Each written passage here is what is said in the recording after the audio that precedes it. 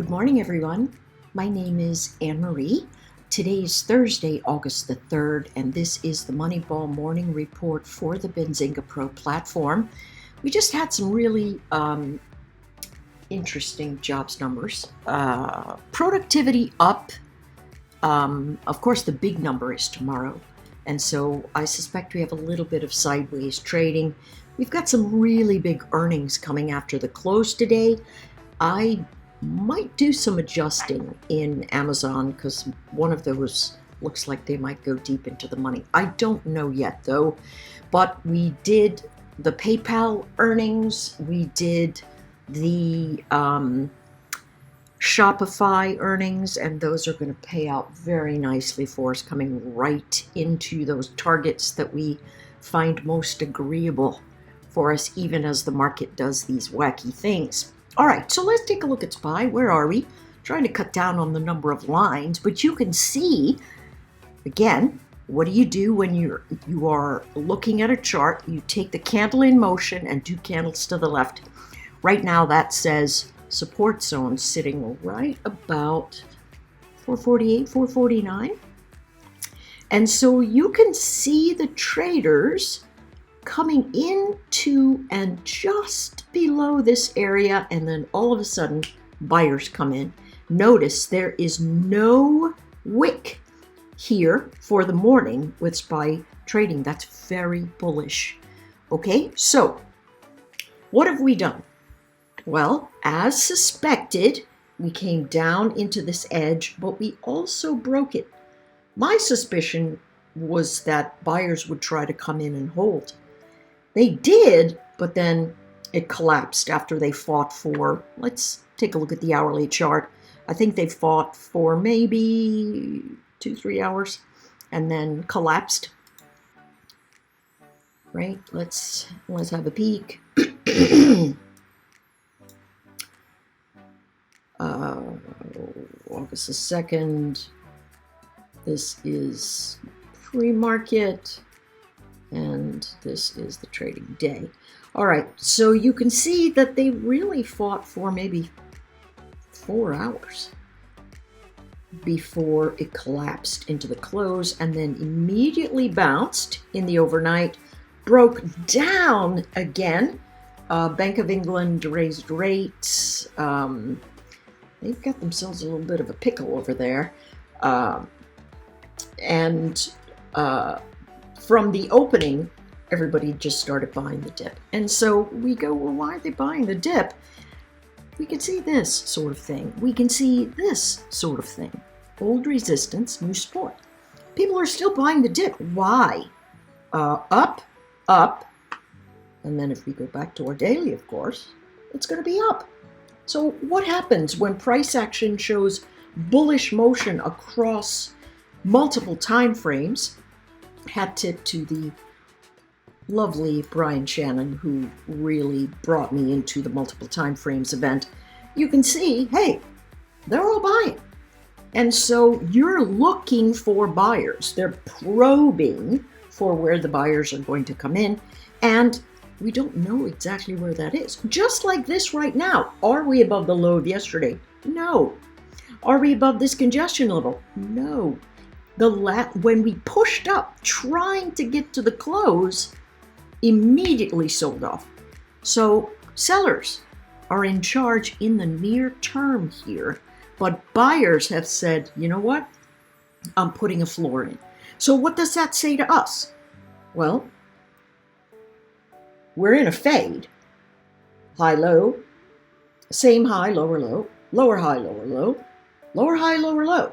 So in the interim, the sellers are still in charge. When are the sellers going to step out of the way and go, whoopsie, I better move out? It's going to be above this line, 451.70. The moment they get up there and they begin to probe it, what you want to look for is, am I going to start making higher lows? If those higher lows start coming in the short term, we have recovery. If they do not, this is the next line in the sand, 443. Now, it is my hope that old resistance becomes new support, simply because that makes the chart more stable. less likely to collapse and us wake up limit down. All right? So, did that long thing for the SPY. You know, when you go to any chart, you do the exact same thing every single time. Current candle, 2 candles to the left. It happens. If you say, oh, I'm right, 2 candles to the left is way up here, well, then what does that make you think? That makes you think, I better go look at the last time price was in this area. What did people do? Listen, from this last wave down at the low, all the way up here, we've got a 50% retrace. Look what happened in the overnight. Did it lose the area? Yes. Where did it come into? Oh, look at that. Close of that candle, the open of this one. If you say to yourself, oh, it's going to be a 50% retrace, you might be right. But do you really want to sit in a drawdown that is, I don't know, it could have been 20 points wide? The answer is no. Let it go past the region you think it's going to, estimate where the next line in the sand might be, and then hawk that area for your position. If you can't eyeball it and you say, all right, well, I can't eyeball it, I'm going to sleep right now, whatever, you can split the difference and then, put your stop wherever you feel it is legitimately good to watch. In my mind, here we have high, low, lower, high, lower, low, lower, high, lower, low. All the bounces are getting sold. This is still a sell-off environment. And during that space, you want to say, well, I better scalp if I'm going to go long. And I'm going to look for the bounces into prior resistance. And I'm going to take the short there because at least trend is in my favor, right? Are they fleshing out for support? Absolutely. Do we know where it is? No. I mean, I know where I think it ought to be, but I don't know where it is. What I'm going to do is estimate and then say, okay, if I were here and I took this trade, what would be at risk? Not what would my reward be. What would be at risk? This is the focal point of every trader who makes a living doing this work. I'm going to tell you flat out, it is not about the 400-foot moonshot into the stands. It is about the dribble up to first, and once in a while, you get the gap so that you can get to second. Okay? That's what we do day in, day out, and we make a living doing that. Okay? So mechanical flow. Where are we right now? I think we're in a fight zone. Things ought to be fairly sideways today. So what we're going to look for is trend, and that's downward in the near term, upward in the further terms. And so we say, all right, I'm going to scalp if I'm moving up, and I'm going to trade with trend if I'm moving down, meaning that I wait for the bounces. Where are the buyers going to get frisky? Above 45, 42. All right, big fight zones here in oil. This is kind of a big deal. That is the wrong contract. For the love of Pete. We got to get these guys better at their roles. Yeah. Okay, so we are seeing price action test in these regions, and that's what we are looking for. All right, let's take a look at the NQ very quickly. NQ coming right into this zone. I'm very happy. Take a look.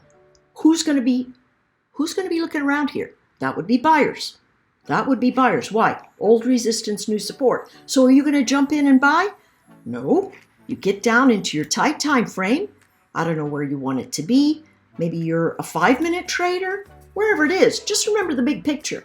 The big picture should tell you what your trade's going to be. If you say, hey, I'm going to buy right here, we are still making lower highs and lower lows, but if you go, I'm buying right here, it's going to be a scalp long with your stop right under this wick. Okay? We really have not cleared resistance. We've tested it, but we've not cleared it. So anything here is going to be a scalp event that says, hey, if I buy here, that's my floor. and I'm going to take some profit up above at the 1500 area. That's it for me, folks. Have yourselves a great trading day. We're going to do our Zoom midday in the Benzinga profile, and those of you on StockTwits also, take it easy, and I'll see you tomorrow.